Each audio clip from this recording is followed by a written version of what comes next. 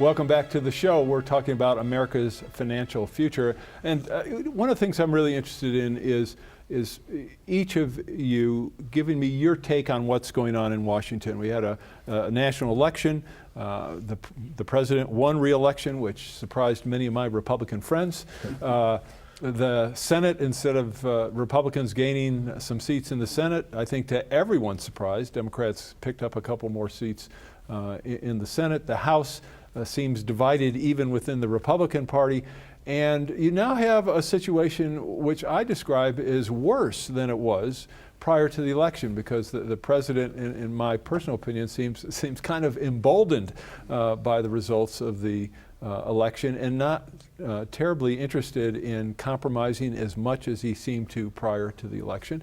And you have a Republican contingent in the House, which seems to make it almost impossible for the Republican Party to unify in that chamber and come to any conclusion. So is that a reasonable analysis? And if so, what do we need to do, John? Well, I don't know what we need to do, but I think it's a more than reasonable analysis. I think it's just very toxic right now. And the ideologues out there, politics is all about trying to get things done. And I think our politicians, generally speaking, have forgotten about that.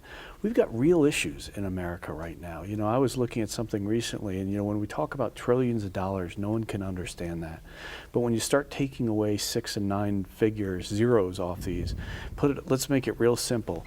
America brings in at the federal government level approximately $24,000, spends $37,000, and has $160,000 worth of debt. That's what our politicians are facing. Yet whether it's with the fiscal cliff, whether it's with debt ceilings, they're unable, unwilling, and it's not possible to get something done. And there's something fractured, and we need to get people to focus. And we got real issues here, and if we're going to be able to deal with the education and the tax and all the regulatory types of things there, we need to make sure that we are healthy from a financial perspective. And if it was your balance sheet and your P&L that I just described, you'd be taking real action right now, and they're not doing it. Lynn, you are in Washington frequently. You testify. I can't even count the number of times you've testified before the House and the Senate. What's going on and what needs to be done? Well, part of our problem is that Congress is a reflection of the views of the American public. If you look at the results from the last election, 120 million Americans went to vote. Only 2.5 million more voted for Obama than Romney. It was a very close election.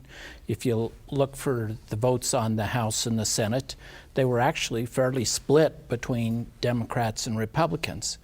We have gerrymandered many of the districts across the United States, and gerrymandering is the right word to use, to where now many of the districts are either very Republican and very conservative or very liberal and on the other side.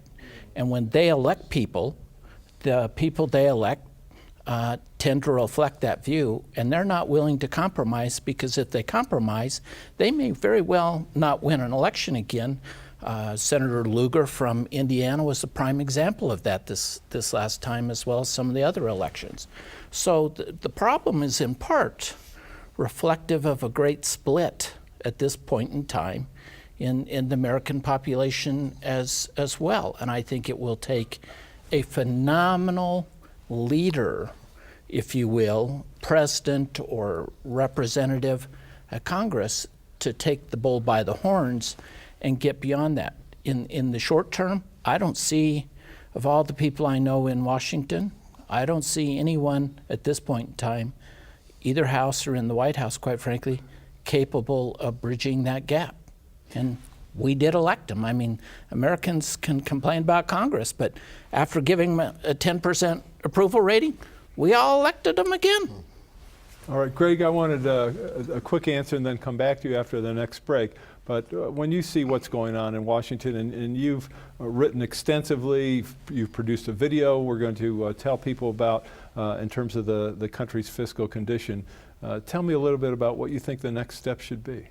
I think ultimately we citizens and policymakers have to truly understand the financial situation that we're in this country. And ultimately we don't. John described it in simple terms, and his numbers are actually right on. But at the end of the day, we have to look at the balance sheet. We have to look at the balance sheet of this country. If we look at the on-balance sheet obligations today, they're about $16 trillion, right out of the U.S. government's financial statements. Many policymakers don't even realize that the financial statements exist.